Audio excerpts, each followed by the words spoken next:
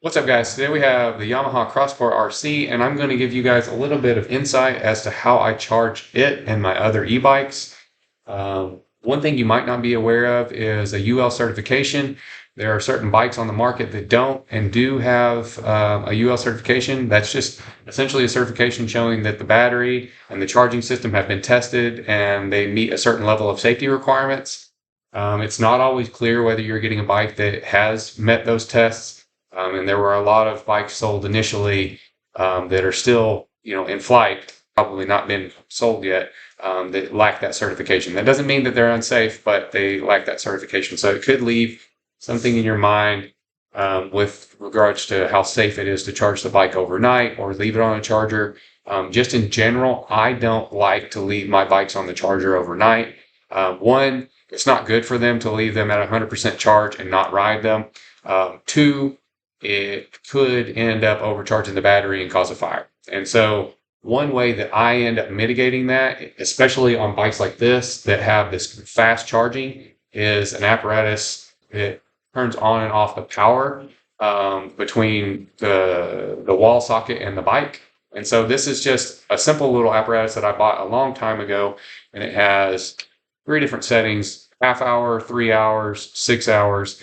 And what that means is if I put it on half an hour and I click this button and have something plugged into it, it's going to provide power. It's going to set a timer and provide power for 30 minutes, right? And so on. So if I put that at 3 hours, it's going to provide power for 3 hours. It's going to provide power for 6 hours. And so with a bike like the Concord 27.5, and it takes about 6 hours to charge, put this on the 6 hours. For a bike like the Yamaha that charges much more quickly, I end up putting that in like 3 hours. And typically what that ends up doing is it charges the bike up to somewhere close to 90 something percent, right? So I'm not really worried about getting the full charge on the bike necessarily overnight or anything like that. But I want it to charge and I want to set it and forget it. And so that's how I use this tool.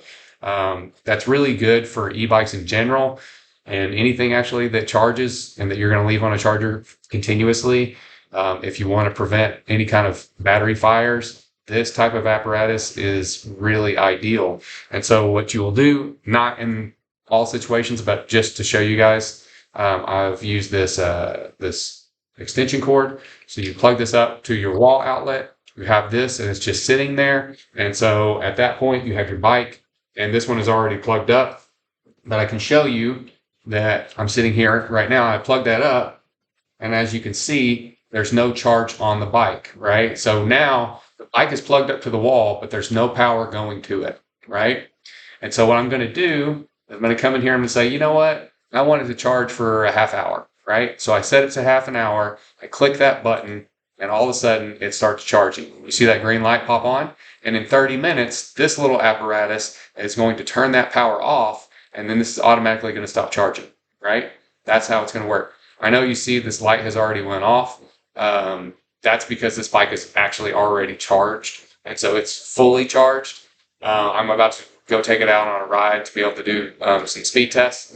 So because of that, I've got the bike charged all the way up. But that's how this little apparatus would work. And I just wanted to give you guys a little bit of a information session on how it is that I charge my bikes and how that I keep them from overcharging, and also give myself peace of mind if I need to charge my bikes overnight before I go riding in the morning. Anyways, if you guys found this video helpful, give me a like. If you want to see more content related to e-bikes, charging, riding, all kinds of other content, consider subscribing. If you have something that you want me to cover on this bike or any of my other bikes, consider commenting below and let me know what it is, and I will try to post it. Thanks for watching. Out.